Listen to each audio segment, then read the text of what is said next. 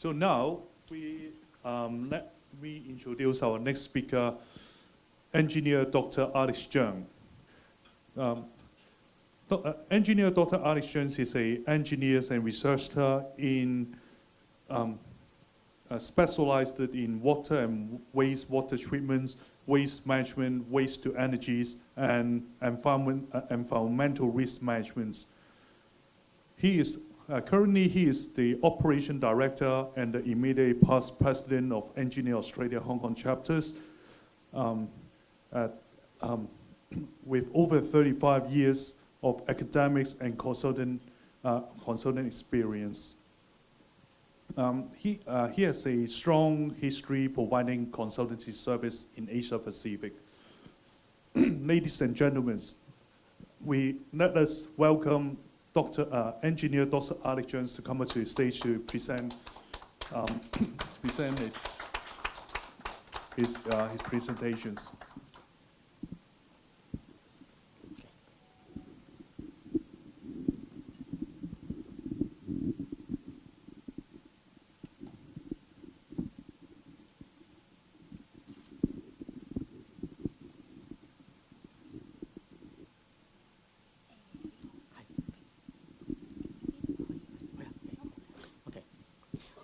Thank you, Bosco. Good afternoon, Chairman Stephen Chan, and all the ladies and gentlemen. Welcome to my talk. So my one is actually talking a brief overview on the development of hydrogen from waste. So my content today is maybe explaining what SJ is and some background on hydrogen, and talk about waste to hydrogen, why that is a potential wood for hydrogen production, or existing technology we can use. Also some example in the global, and also look at Hong Kong, the potential application in Hong Kong at the end. I'll just talk about some experience with SJ.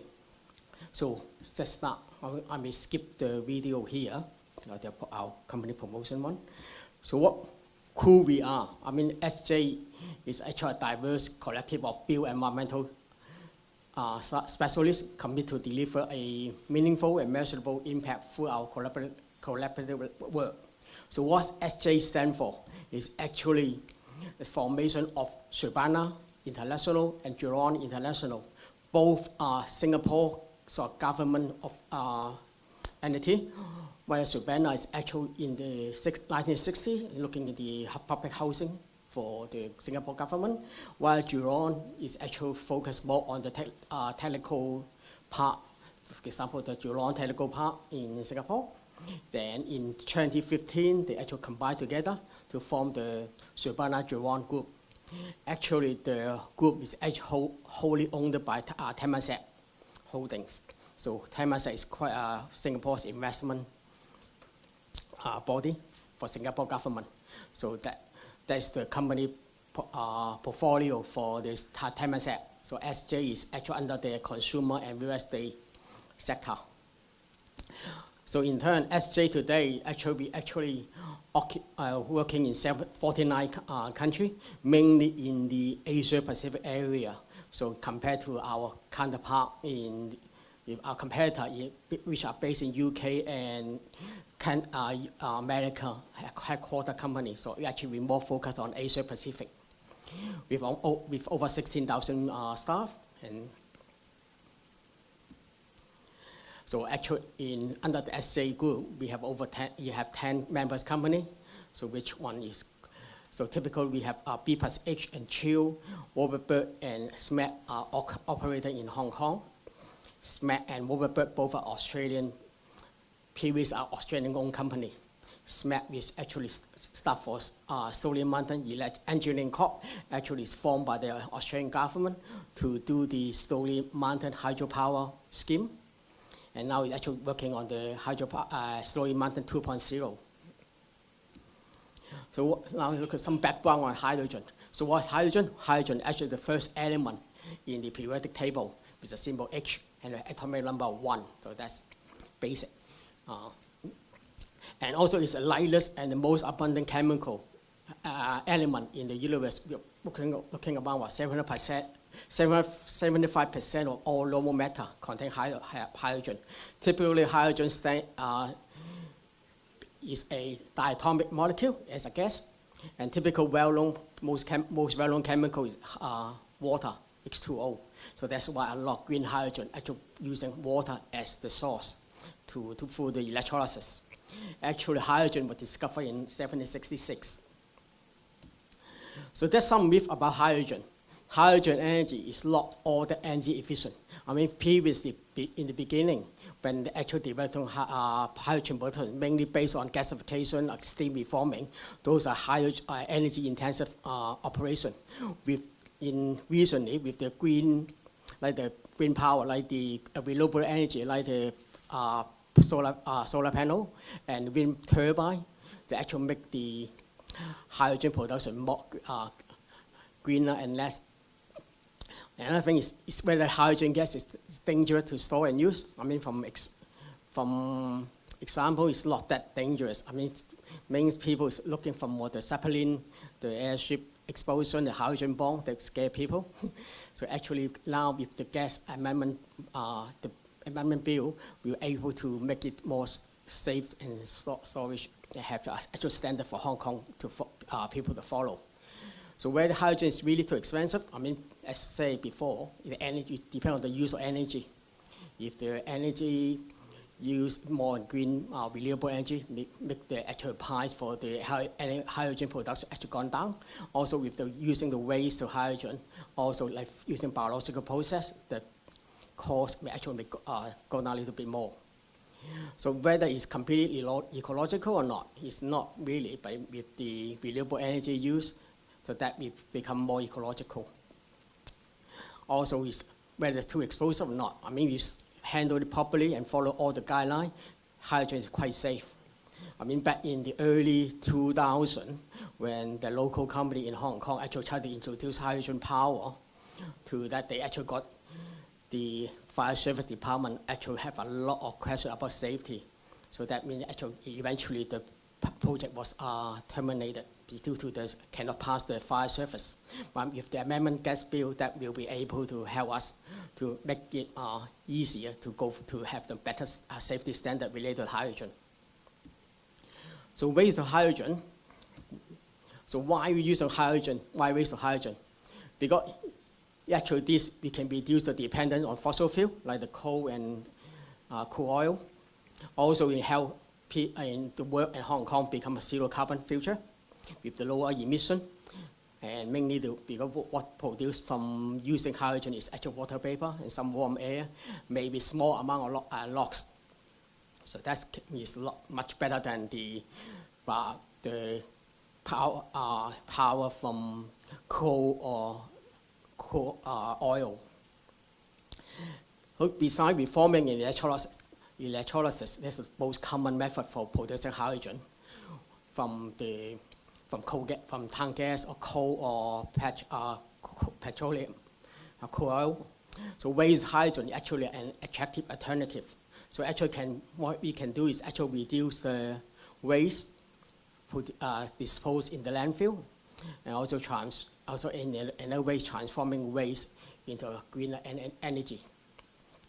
Also the hydrogen to carbon ratio is 1.7, much higher than the ratio from coal. So waste of hydrogen, so actually we can actually use a lot of different waste sources. So for example, on recycled plastic, relatable solid waste, biomass, wood waste, food waste, sewage sludge, medical waste, and agricultural waste. Those can be the waste source for use for hydrogen production. So what you can be able to solve the excessive waste, actually increase the MSW usage, actually can reduce the landfill space being occupied for that. Also, another thing is also sewage sludge typically release methane and carbon dioxide. With the hydrogen production could digest with food waste, that we can actually reduce that emission as well. Also, the other thing we can solve is rising carbon emission. So with that, the hydrogen can produce, as what you said before, produce water vapor and some warm air. So actually can reduce the greenhouse gas emission. But there's some drawback. But depending on the technology used for producing hydrogen, there maybe have a high greenhouse gas emission footprint. Also may have some toxic emission, and also may have low energy efficiency, and also may be low yield, depending on what technology you use. So what technology are available? For example, there's two typical processes. One is a thermochemical process. The other one is biological wood. While in the thermochemical, actually we're looking at the pyrolysis, gasification, combustion, and liquefaction. While in biological, typically fermentation-based technology. So in terms of thermochemical process, what we see so far is quite energy intensive because the gasification uses a lot of energy, input a lot of energy, and the pyrolysis may have some toxic emission, depend how you use it. Sometimes it depends where the energy comes from. Sometimes the energy you produce may have some dioxin formation and some heavy metal and VOC emission. So actually it's much faster than biological process. So typically, actually, through the pyrolysis or gasification, you actually produce a syngas, and then go through the Pershing swing absorption, then produce hydrogen. With the advancement in the Pershing swing absorption, the hydrogen efficiency is much better. And typically, with the PSA, you got the CO2 release. Typically, the CO2 are captured and become liquefied and to produce dry gas as a side product. So typically for pyrolysis, actually looking at temperature between 500 to 900 degrees, they typically use around 25 grams to 64 grams per kilogram of waste. For gasification, you use a higher temperature, so actually you can get a much higher, better hydrogen yield from between 40 to 190 grams per kilogram. The anything is steam reforming, they are so typical to production yield as the gasification, and then the partial oxidation have similar yield to gasification. So typically the common use is pyrolysis, gasification, and steam reforming are common use for the gas from waste to hydrogen. Another wood is actual biological process, but it actually uses less energy, but it have a slower process, but it also have a lower yield compared to the gas thermochemical wood. For example, dark fermentation with the biomass actually go for peat treatment, then go for different fermentation process, they actually produce hydrogen. With the advance in the biological media, then we actually, and the hydrogen yield can be actually increased as well. At the moment, you're looking at 4 to 45 grams per kilogram of waste through the fermentation process. The other one is the photo fermentation. It's lot as more research on. Most people actually doing work is on the dark fermentation. So some global example in terms of the waste hydrogen production. For example, there's one in Tokyo, in Japan, actually turning sewage sludge to hydrogen. At the moment, it's turning 1 ton of sewage sludge into 40 to 50 kilogram hydrogen, and this is in operation. And then the other two is in Port Said in Egypt and which one in California. They actually is under planning and under construction. So they have typical with 4 tons of waste into 0.3 million ton, 4 million ton of waste into 0.3 million ton of hydrogen per atom, while the California facility have around 2,400 ton of hydrogen per atom. So those two are being under plan or being under construction. However, they also have some failed example, especially based on the plasma gasification. For example, the one in Pune in India, when it was announced in 2023, they actually said to be the largest waste of hydrogen facility in the world. But unfortunately, in recently, this year, the project has been terminated. And that one is actually back in the 2016 and 2015, the one in UK and in Canada, both terminated due to economic, because the cost producing the hydrogen is too high because based on the gasification and the energy usage. So now look at what in Hong Kong, what can you do? Tammy said before, Tang is actively looking at the production of hydrogen from landfill gas and from waste. So what happened in Hong Kong? In Hong Kong in 2023, there's 11,000 tons per day of MSW disposed in the landfill. Out of that, around over 3,000 tons is food waste, and with another 2,000 tons of plastic waste. Those can be can be used as a source for hydrogen production.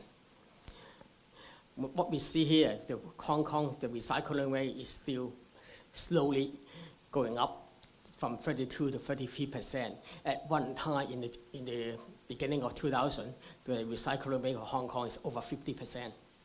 At the moment, the waste produced per person per day is actually slowly dropping, still on 1.5 kilogram per day. It's not really a good figure compared to other places in Asia.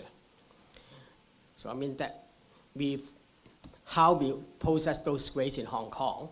So at the moment, most of them are landfill with about 500 tons of food waste maybe disposed to being treated in OPAC 1 and OPAC 2, which and change and convert into biogas into electricity, while the T part is actually converting sewage sludge into electricity, but it actually is quite close to full capacity. At the moment, some pilot trial from the sewage treatment plant, the actual digestion with food waste, with the sludge into the electricity production as well. So as at the moment, more centralized food waste treatment facilities are planned. Also with the EAHK 1, the first waste to energy plant for Hong Kong is targeted to operation in the end of 2025. And everybody knows EAHK 2 is under tendering process at the moment and expect to be in operation in the 2030s. So both EAHK 1 and EAHK 2 can handle over 9,000 tons of waste per day. Out of that, from the previous result, we still got around 2,000 of waste we need to handle, assuming that the recycling rate and recovery rate remain constant, remain the same, and without any increase in the waste production per day per person. So what happened? Whether there's a potential application in Hong Kong, there will be. I mean, last year in June, 1 year ago, the Hong Kong Airport Authority actually announcing that they're going to build a waste to hydrogen demonstration plant. I think that is still in progress, and everybody's waiting for the tendering process, tender issue. So that looking on took about 100 tons of waste from the airport and convert into hydrogen for the airport and other commercial use. So other potential facilities, for example, based on the pressure swing absorption technology, OPAC 1 and OPAC 2 with their biogas, they can go through the PSA, they can actually convert it into hydrogen as well, make it in a more greener field for the use. What said before by Sammy, Tang is looking at the landfill gas converting to hydrogen. So that's also by adding the PSA in there, then we can actually produce the hydrogen from landfill gas. Actually, that been trialed back in more than 10 years ago when I was visiting the landfill in France. In France, they actually producing from the landfill gas, they actually producing biohydrogen, biomethane, and biodiesel. So another way is looking with recent development of the modular food waste to biogas system. So actually they can actually go into the small community, like some small housing estate, and then actually from the biogas production, then we can actually buy Cheung based on the food waste pre-treated and make it into sludge, then followed by a two-stage anaerobic digestive system, they produce biogas. So with that, they can add a PSA system to separate the hydrogen and the CO2, then actually can put hydrogen production. So that is also in the plan as well, by producing hydrogen from food waste in a smaller scale, but for a local community. So at the end, to talk about what SJ, our experience in hydrogen, actually we have a less zero carbon emission vision. So that is our big plan, how we planning for using zero carbon emission. We actually been working that, developed the master plan for in Suzhou in the Singapore, China and Singapore Technology Park, and also with Vietnam. We actually Vietnam and Singapore Technology Park. Actually, we have the decarbonization master plan for them as well. So some global track record. We actually been develop renewable power energy in Australia and Singapore.